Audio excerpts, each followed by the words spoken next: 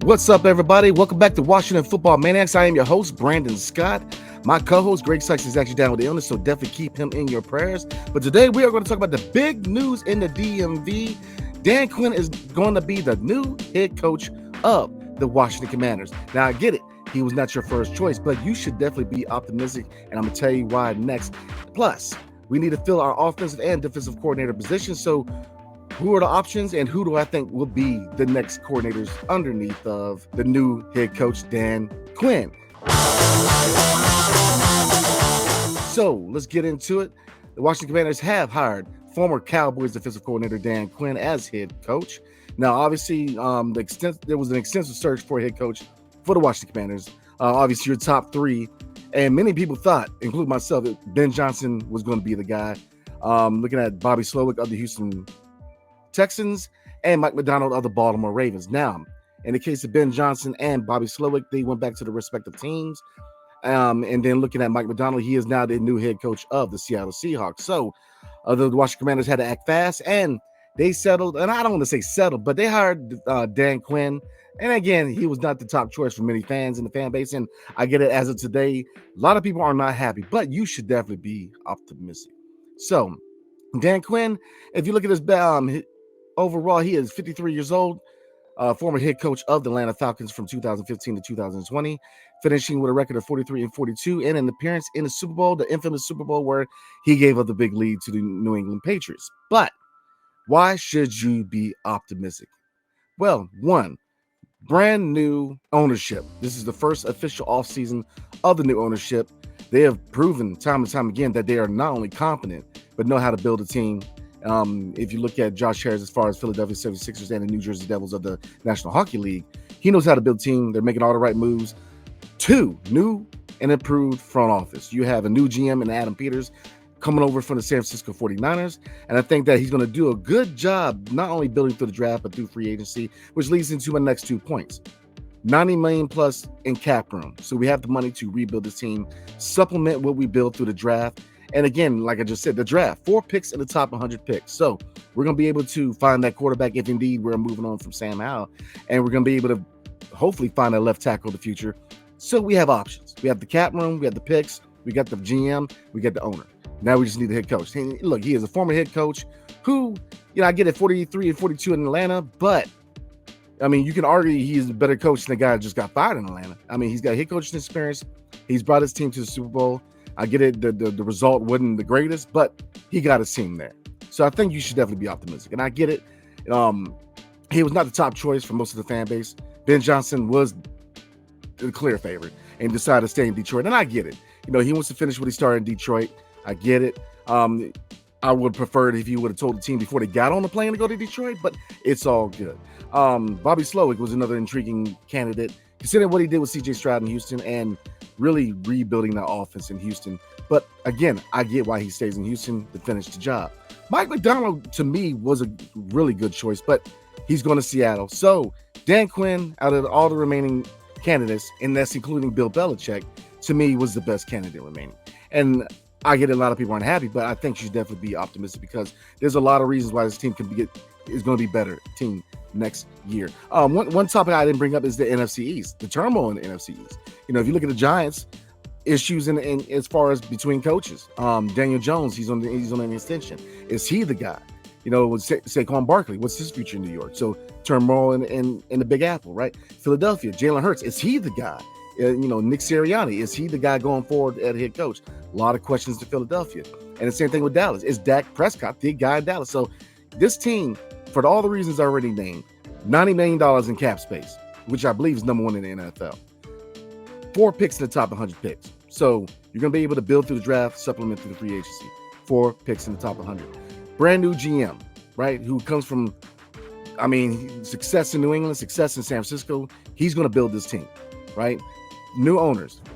First off season as the new owners under Josh Harris, Magic Johnson, and Mitch Rales. So there's a lot of optimism. Dan Quinn, I get it's not the sexy pick, but I think he can get the job done. So I definitely think that we should be optimistic that this team's going to be better. And if you look at what's going on again in the NFC East, we could be a sleeper team in the NFC. Now, I get it. You've heard that before, but all the right pieces are coming along for this franchise. Dan Snyder is no longer here. Ron Rivera is no longer here. Jack Del Rio is no longer here. So optimism should be in the building in Ashburn, in my opinion. So again, Dan Snyder is the new head coach of the Washington Commanders, coming over from Dallas, where he was a defensive coordinator. So we definitely want to welcome him in to the 202. So let's slide into who can slide into the coordinator position. Now, looking at offensive coordinator real quick, Eric Bieniemy was hired to be a head coach for Washington and probably other teams. I know he was rumored in Atlanta. He was rumored in Chicago. So should he definitely be in consideration to be the offensive coordinator in Washington? I definitely believe so. Now, do I think that Eric Bieniemy could be a head coach in the NFL? Yes, I do think so. I think under the right circumstances, the right system, and the right fit, he could definitely be a head coach in the NFL. But will he take another year and see, as a coordinator, take another year and see if he gets offers next year? He may do so. So I think that he could definitely be a candidate to come back and be the offensive coordinator underneath the Dan Quinn. And it's going to be interesting again, because do they move? And there's a lot of questions. Do they move on from Sam Howell? Is Sam Howell the backup? You're going to get a quarterback in the draft? A lot of questions on the offensive side of the ball. But I think that he should definitely be considered coming back to be the OC and DC. So moving on, Frank Reich, formerly of the Carolina Panthers, rather. He is available right now, and I think that he could definitely fit in DC, being the offensive coordinator. Now, a few kind of dark horses to look for. One's coming out of college, Bill O'Brien, formerly of the New England Patriots and former head coach in Houston. He is now the OC in Alabama for the Crimson Tide, so he could be a dark horse candidate. Other candidates kind of considered Pat Shurmur, Ken Zampese, the current Washington quarterback coach, Brian Johnson of the Eagles. I think we need to kind of, we don't need to mess around with him. Joe Brady, the quarterback coach of the Bills, and Brian Griese, to me, is a real sleeper pick because he is the current quarterback coach of the 49ers, and Adam Peters is the former GM of the 49ers. So I think there is definitely a link there. So who is my favorite? I would love to see Eric Bieniemy come back to be the OC. Now, he definitely has some things to change, as far as his play calling. I definitely think he needs to build, kind of game plan around the personnel he has and not use the same system he used in Kansas City. Use the run game. Not dropping your quarterback back as much as he did in Sam Howell. There's things he needs to change, but I think he could definitely come back and slide back in to be the OC. But if not, Frank Reich to me would be a prime choice. He's kind of one of those coaches where he may not be the best candidate for head coach because, Indianapolis and then Carolina, he had his issues. But as a coordinator, I think he could succeed, and especially working with the new quarterback, whether it's Sam Howell or a quarterback in the draft, whether it's a Jaden Daniels, whether it's a Drake May, whether it's Caleb Williams. So I think Frank Reich would definitely be another candidate. But Brian Griese is somebody to look at, in my opinion.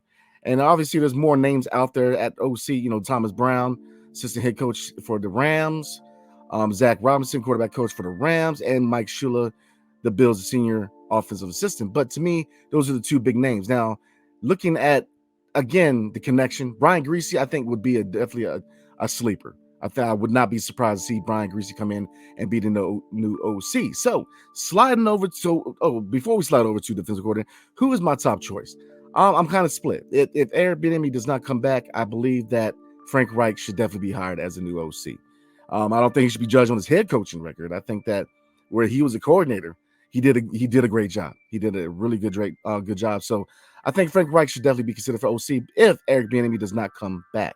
But again, keep your eye on Brian Griese, former quarterback, because his connection to Adam Peters should not be ignored. So looking out defensive coordinator before we roll, who are my two choices for defensive coordinator? And I do have two choices because you saw a lot of coaches this offseason who are defensive-minded coordinators or defensive coordinators. Wow, defensive-minded coordinators. Raheem Morris is a name that was linked to the Commanders. So Mike McDonald, obviously the former defensive coordinator of the Baltimore Ravens, if you saw their playoff run. So who are my two choices? Number one, Brian Flores, former head coach of the Miami Dolphins. I think he should definitely be a candidate to be the defensive coordinator in DC. Number two, Mike Vrabel, former head coach, former player, Patriots player. I think Mike Vrabel should be definitely a candidate for defensive coordinator in DC. But the thing is, and I say this in time and time again, the biggest thing with this team, man, is that we have choices. You know, we're going to be able to fill this staff out to help Dan Quinn out. And I think both coordinator positions are very important for Dan Quinn because you need to get somebody with experience, somebody who knows what they're doing, somebody who knows how to develop. Because yes, we're not rebuilding, but you still need to develop some of the talent in the building. So I think that my choices, obviously, again, before we roll, defensive coordinator Brian Flores and Mike Vrabel should definitely be the candidates for defensive coordinator. So, big news today. Again, welcome Dan Quinn to the 202. I get it, he wasn't your top choice, but definitely welcome to DC, Dan Quinn, and try to show your support. And let's look forward to the NFL draft and free agency. So, and again, my co-host Greg Sykes is out with the illness, man. So definitely keep my man in your prayers, man. There's always something going around, man. So definitely keep him in your prayers. So, like, subscribe, definitely. Let me know what you guys think. What are your choices for offensive and defensive coordinator? And how do you feel about the Washington Commanders hiring Dan Quinn?